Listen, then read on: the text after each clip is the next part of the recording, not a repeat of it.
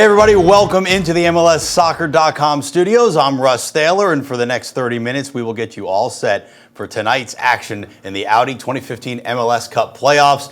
It's the knockout round, match day number 2. Russ Thaler, joined tonight by Thomas Rongen and Diego Pinzon, editor of Football MLS. Thomas, of course, MLS Cup champion head coach with DC United in 1999. And what a match day number 1 we already had. A way to get going in these playoffs with DC United defeating New England Revolution, but Juan Agudelo with the goal of his life. Unbelievable. Here you go, the scissor. It's going around the world. Get in, you beauty. Yes, but DC on the way to the victory. And then you also had the fabulous Freeberg with the amazing goal for Seattle Sounders that gives Seattle one of the biggest wins of their MLS tenure, defeating the defending MLS Cup champion LA Galaxy. Finally. I listened to Freeberg, the song, 5 times after this game. Love it. Both MLS Cup finalists from 2014 are out. We will have a new champion in 2015. In fact, we will have an all-new MLS Cup final. But we got to get there first. And tonight, 2 teams are going to be on their way to the offseason. It's the knockout round, starting with the 7 p.m. contest in the East. A battle of Canadian sides, Montreal Impact and Toronto FC on Unimas, with the English language commentary using the SAP function on your remote. And then the late game tonight in the Western Conference, Portland Timbers playing host to Sporting Kansas City. That game at 10 p.m. Eastern, also on Unimas, also with English language commentary. Now, because of the playoff reseeding format this year, we got some scenarios to take you through tonight. If Montreal wins, the Impact will then face Columbus in the Eastern Conference semifinals, with DC taking on the New York Red Bulls, the top seed. If Toronto wins, Toronto FC will face New York and DC will face Columbus. If Portland wins out west, the Timbers will take on Vancouver in the Western Conference semifinals, with Seattle facing off against the top seed, FC Dallas. If Sporting wins tonight, Kansas City will face Dallas, and Seattle, in an all-Cascadia affair, will take on Vancouver. Just remember, not only are we here tonight, we're here every single match day and night on MLSsoccer.com. The next time we're going to come to you is for an hour pregame show Sunday at 2 p.m. Eastern right here on MLSsoccer.com. Now it's time, guys, though, to get into the matchup that will begin our night. Montreal and Toronto, a rematch of a game that was played on Decision Day, a rematch of a game that was won by Montreal Impact 2-1. But which team has more on the line tonight, Diego? I think it's Toronto FC. They have so many expectations built. Not only that, a lot of investment with players, with the stadium, with the academy, that Thomas was part of it as well. The last 2-3 years, there's so much around Toronto FC. They need to translate all of that into results now. And I don't think getting into the playoffs is enough. They need to knock out their fierce rival, Montreal Impact, and of course, aim for something more. Thomas, who do you think has more on the line tonight? I think it's Montreal. Went to the playoffs last year, got knocked out in the first round. Went to the CCL final, lost at home against Club America. Drogba, to me, is too hot right now. He's going to cool off sooner or later. They expect to go further this year than they did last year. Yeah, and some of the best players in Major League Soccer are going to be featured in this game. 2 of the most potent strike partnerships as well. For Toronto, you have Sebastian Giovinco and Josie Altidore. And on the other side, you have Ignacio Piatti and Didier Drogba. For Montreal, if you could only have one of those, who would you have, Thomas, between the strike forces of Toronto and Montreal? I go with the Toronto strike force. Giovinco is easy. The new 10, playing in all channels, the mobility that he has as well. I think that's important. And Josie Altidore, still 13 games in 25 games, 13 goals in 25 games. But if you look at the passing accuracy between Altidore and Drogba, Altidore 73%, right, in the middle third.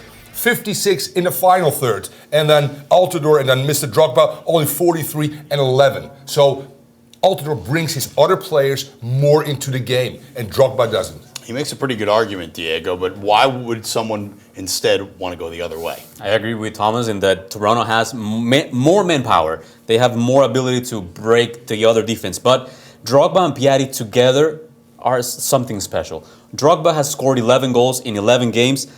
He's scored a goal every 79 minutes, and that's more than any other player in the entire league this season. And before Piatti came, he was creating, before Drogba came, Piatti was creating about 2 chances per 90 minutes. Now he's creating almost 3 chances per 90 minutes. And they haven't played that much because remember, Piatti had to go to Argentina to take care of some familiar circumstances. But still, the way they're combining, the way they're understanding together, it's working perfectly. Yeah, and the results certainly speak for themselves. 7-1-1 in the games where Drogba has played, for sure. But it can't be all about just those two for Montreal offensively.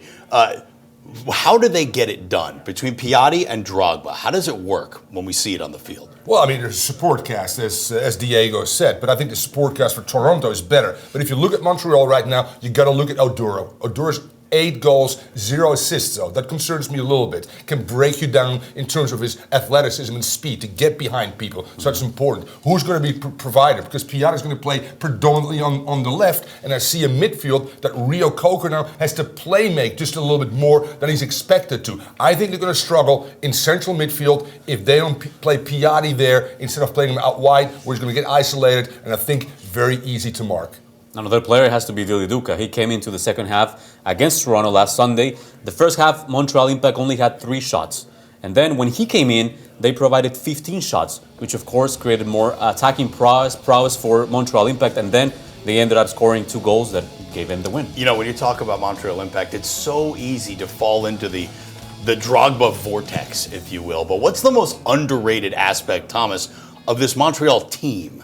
Well, I think it's their defense. You know, when Biello took over the coach, obviously when Frank Lopez was fired, he made a few changes. Some guys didn't play much, all right, under the Lopez regime. That happens. Certain coaches like certain players. Biello said, you know what, I go with Cabrera next to Siman.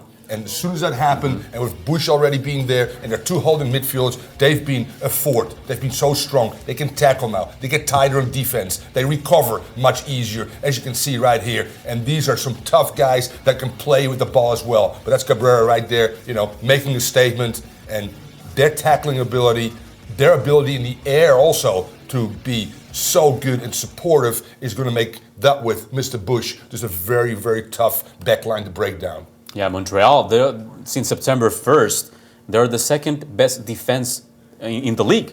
They have allowed less than a goal per game, which is pretty impressive for a team that's still gelling together in a little way. What's the scary part, if you're a fan of the Impact, about this defense specifically?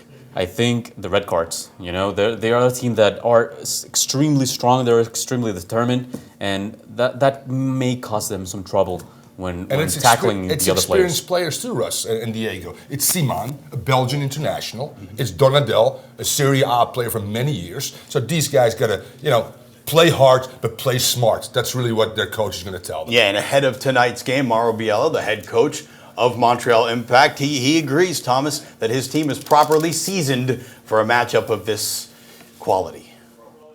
You know, the same way they have experienced players that have played in big moments, and so do we on our team. And with Didier's experience, Nacho's experience, and other players that have played at a high level. So these are guys that have been there before. These are guys that have been in these moments, and so has this team. This team has been in difficult moments in Champions League, and playing in front of 100,000 people in Azteca is an experience that you take with you, and you know, and hopefully those experiences there help you out in these types of games.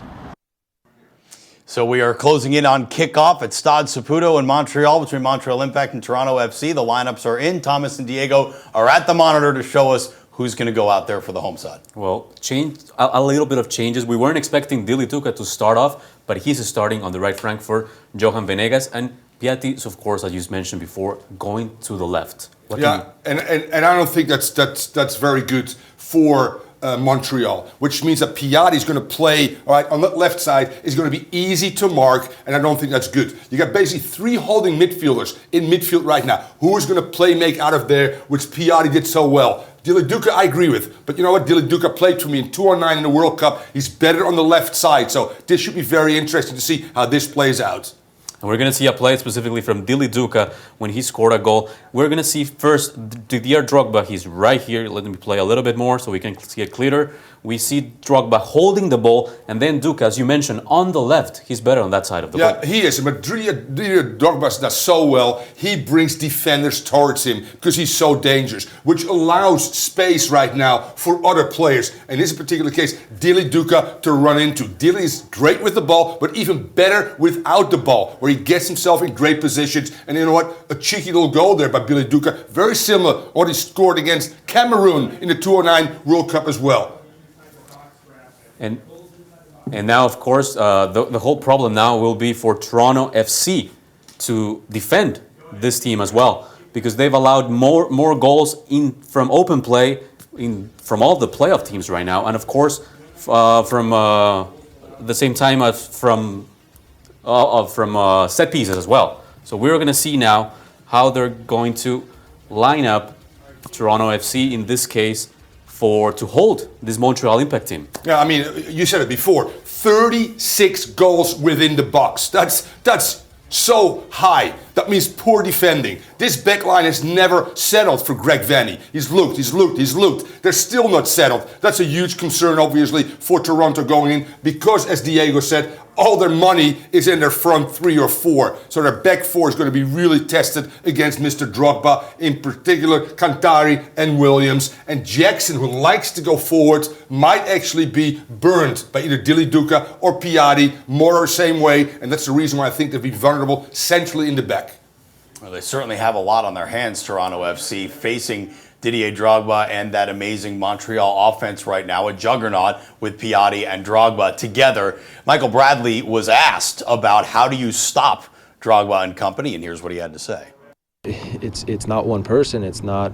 There's no one thing. It's like always, moving together, closing down together, keeping lines tight, making sure that the speed and the intensity at which we can close down and chase the ball are high.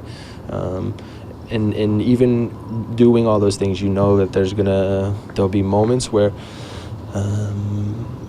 things don't go to plan, and we have to react and rely on our ability to defend, our ability for our goalkeeper to make a save, and that's football. Look, here's the deal. If you can't stop them from scoring, you can also win the game by just outscoring them. And remember, Toronto was just a Michael Bradley crossbar away from drawing that game on decision day. So when it comes to Giovinco and Altidore, and you spoke about them at the top of the show, but how did they work off each other successfully, Thomas? Well, I mean, I think one of the reasons why they play so well together is because Giovinco does a great job, as I said again, playing between lines, but he does so vertically and horizontally. And Josie Altidore is one of the better players. I've coached him, played in the 2007 World Cup in Canada, that finds openings very well. He's not as physical as he used to be. He's not as good in the air as he used to be, but he's still very elusive and hard to mark. Diego, we talked about red cards with Montreal earlier on. Do you expect to see Toronto maybe try to, give a little elbow here, get under their skin with all the pressure in this knockout game? Yeah, why not? Because something that's so particular about Giovinco is that he's very crafty with the ball, and an easy way to stop him would be to just take him down. And these players that we mentioned before, Siman, who's had 3 red cards in the regular season, Donadel, that come in very, very strong on the other players, on the tackle, on the technical gifted players. And we saw that a little bit more also on Sunday. I think Giovinco especially will try to drag all these players and allow them to just tackle them and take them down. All right, guys, we got to take a quick break. When we come back, we're going to talk about the Western Conference matchup in Portland between the Timbers and Sporting Kansas City. But first, our Rachel Bonetta is in Montreal doing all things Canadian, including curling, of course, because this that's rivalry what we do up there. And she got up with TSN's Jason DeVos to talk about this rivalry between Montreal and Toronto. This rivalry, I feel like it just keeps on getting better and better and bigger and bigger. And tonight's game, Thursday night's game, it's no matter what happens, it's going to take a huge shift. What do you think about this rivalry and how big it's gotten? This is what makes football great. Yes. This is when fans hate each other, when there's passion in the stands, there's an electricity in the stadium. And I felt it on Sunday in the last regular season game.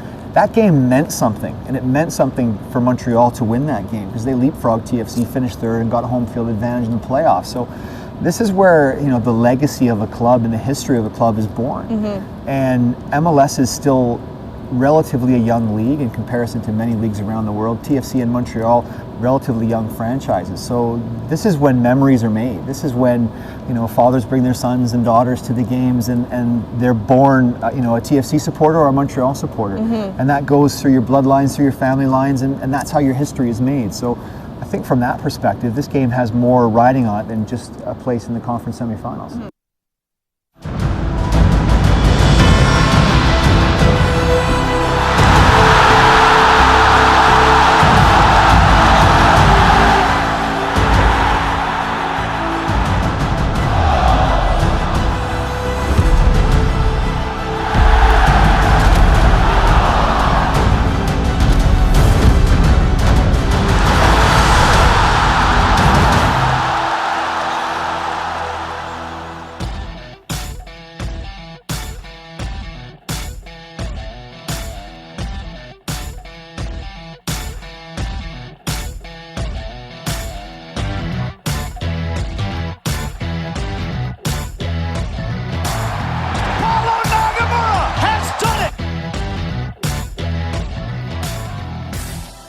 And back here in the MLSsoccer.com studios, Russ Thaler, Thomas Rongen, Diego Pinzon getting ready for 2 knockout round matches tonight in the playoffs. And the late game is in Providence Park in Portland, where Portland Timbers play host to Sporting Kansas City. Now, guys, these two teams have played each other 3 times now in the last 7 weeks. Sporting was able to go in to Portland on October the 3rd and come away with a 1-0 win. Thomas, as a coach, if you're Peter Vermees, how much do you bring that up as evidence that, hey, you guys done it before, you can do it again? You're going to. The X's and O's at the end of the day are still more important. But he can look at this game and say, we can win there, regardless how we won. Doesn't matter, right? He won in the Open Cup in Philadelphia as well, on the road. So, and this is a very experienced playoff team. So they've been there, they've done that. Yeah, but Diego, truth be told, he might not want to show them the video of that game because Portland dominated that match. Yes, Team Elliott was impressive that game. And as you said, Portland just run them over pretty much the whole time. And if your goalkeeper, props to him if he's the star of the game, but if he's the most valuable player in that specific game, you have a problem. Yeah, Portland Timbers have only lost 1 game in their last 5. They've scored 7 in their last 2 games. And the guy who's really been putting up the big numbers is Fernando Audi. 3 goals and an assist in his last 3 games. Thomas, what makes Audi so special right now for Portland? I think this year he took a page, or actually a few months ago, a page out of Drio Drogba's book, so to speak. He plays like Drogba. He can play with his back to goal. He can strike balls left and right. He's fairly mobile, although he does most of his damage like Drogba in the box. And he can bring other players in play as well. So he's a very versatile guy that you can't just say, we're going to put one guy on him. He's done a great job. 16 goals, I think it is, this year versus last year. Yep. Pretty awesome job, Mr. Audi. And the other guy who everyone's been waiting to produce on a consistent basis has been producing consistently. And when he does, it is a sight to behold. And that's Darlington Nagbe. Diego, what has sparked the change in Nagbe's game? I think the switch in his position. Now he's able to control more the ball, to deliver more the ball to the flanks, to put it forward, and he scored 3 goals in the last 2 games, which is pretty impressive for this player. We are all hoping he finally discovers everything that he has and he can bring it to the Portland Timbers.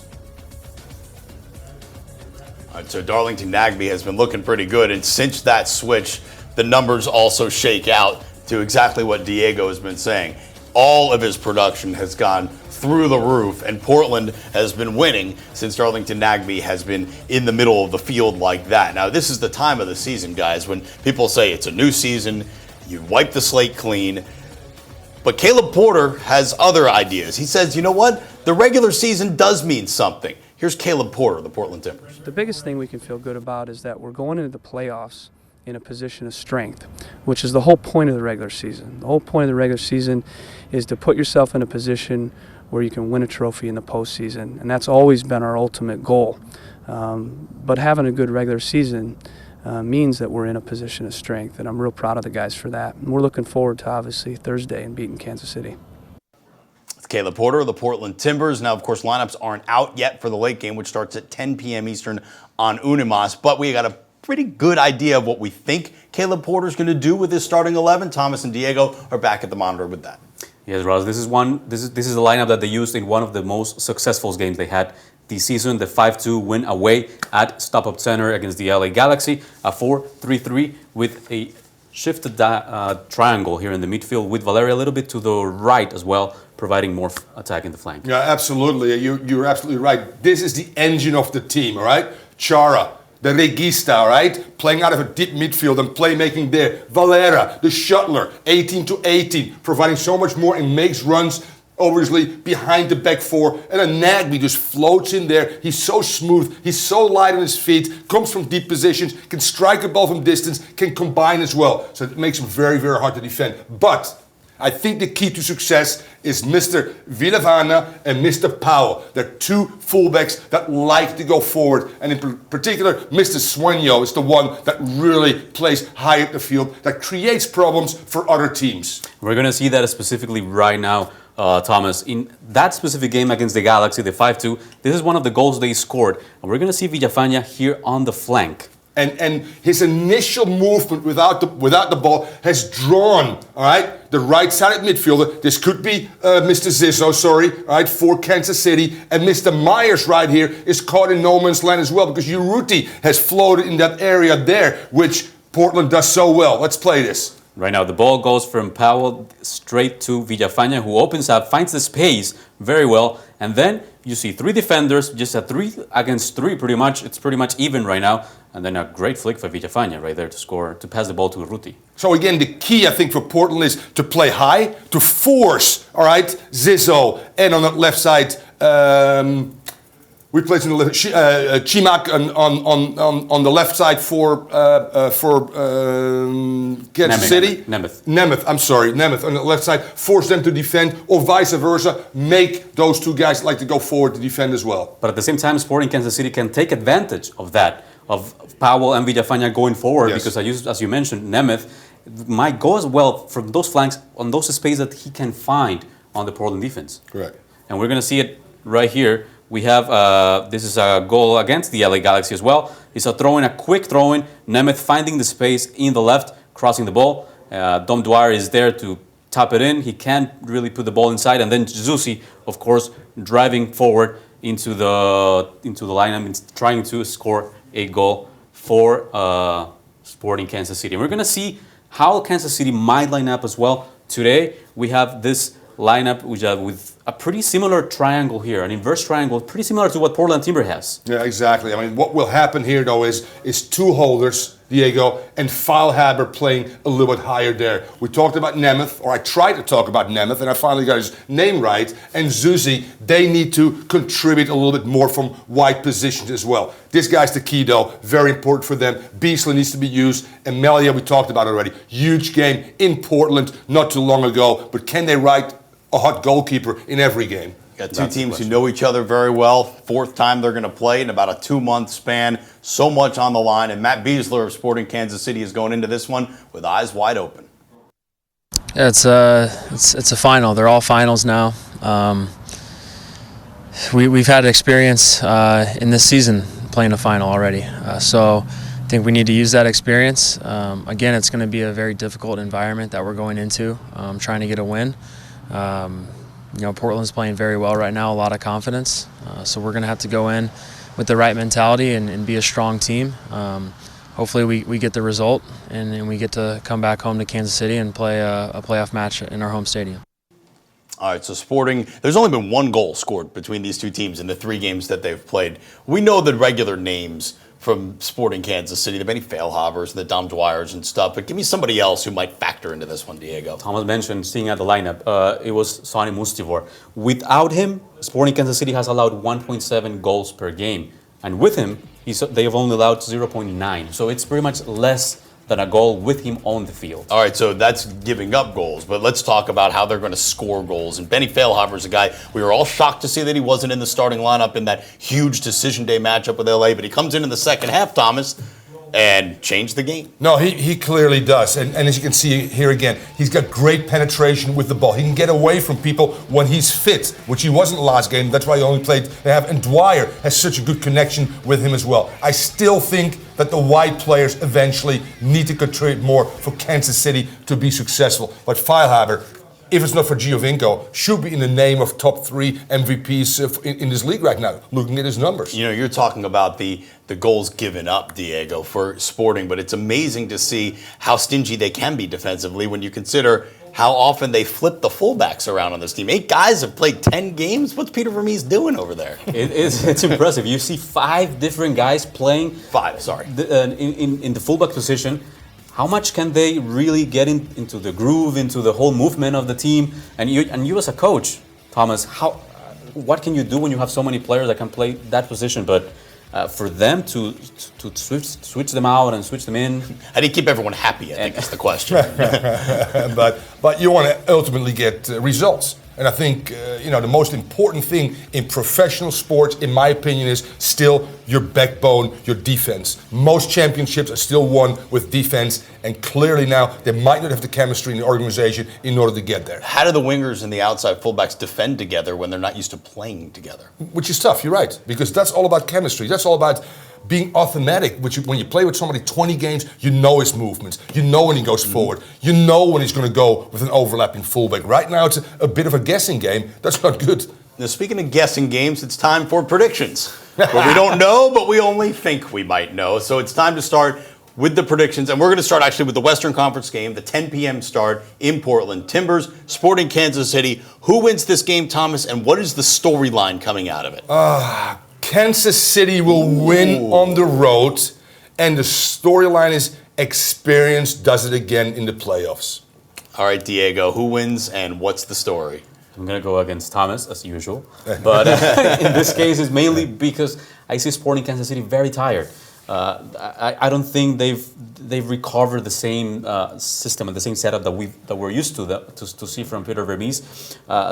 We just mentioned all those fullbacks changing position, one's coming in, one's coming out. It's really, really difficult for them to finish the games. All right, and the game that's coming up in mere moments on Unimas, 7 p.m. Eastern, in the Eastern Conference, the battle of the Canadian sides, Montreal and Toronto FC. Who wins? What's the story? Oh, God, I talked about Giovinco, I talked about Altidore. I'm going with Allez les Blues! Montreal's going to win this one at home in front of a great crowd. And what's the storyline coming out? The storyline is Parlez-vous français? What do you got, Diego? Oui. Je parle français. I'm going with Thomas on this one. I think Montreal Impact is going to take it. I think the Drogba effect is bigger, has more momentum right now as the Giovinco effect. So I feel that they're going to take it in front of the crowd. All right, one more time. Here are the games tonight. Knockout round, match day number 2. It all starts at 7 p.m. Eastern on Unimas with the English language commentary. Compliments of the SAP function on your remote. It's Montreal Impact and Toronto FC. The late game tonight is in the Western Conference, also on Unimas, 10 p.m. Eastern, Portland Timbers and Sporting Kansas City. Remember, we're here with you on every match day all throughout the Audi 2015 MLS Cup playoffs. The next time we'll see you for a pregame show, we have an hour-long edition of this show coming your way Sunday at 2 p.m. Eastern ahead of the 4 first legs of the Eastern and Western Conference semifinals. Thanks so much for watching us. Enjoy the games tonight. We'll be watching alongside of you. Remember the hashtag MLS Cup playoffs. We can all interact with each other on Twitter that way. Enjoy the game, and we'll see you guys on Sunday at 2 p.m. Eastern.